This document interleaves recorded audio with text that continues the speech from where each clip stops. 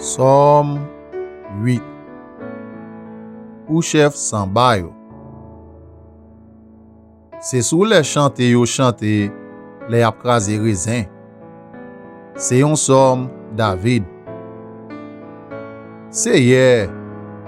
Maintenant, c'est tout partout sous la terre yo reconnaître Jean gen pouvoir.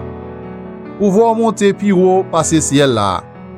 Ou fait ti moun piti ak ti bébé nan tete chanter Jean ou gen force. Ou correspond ak moun ki pa vle wè ou yo. Ou fait men bouche l'ennemi ou yo ak moun kap kenbe tête avo yo. Le map gade ciel là ou fait ak men lan, la ligne ak zétoile ou mette la dan li. M'a mande ki sa les hommes yé pour ou changer yo kon sa. Ki sa yo yé même pour ou pran ka yo kon sa. Ou fait yon ti kras pi piti passe au bon Dieu. Tant kou yon couronne sous tête yo, ou ba yo pouvoir ak respect. Ou mette yo pour yo dominer sous tout ça fait. Ou mette tout bagay en bas pied yo.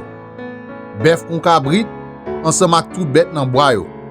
Oiseau nan ciel, poisson nan glo, ensemble ak tout l'autre bête k'ap vive dans la mer. C'est hier, maintenant. C'est tout partout sous la terre, yo reconnaître Jean gen pouvoir.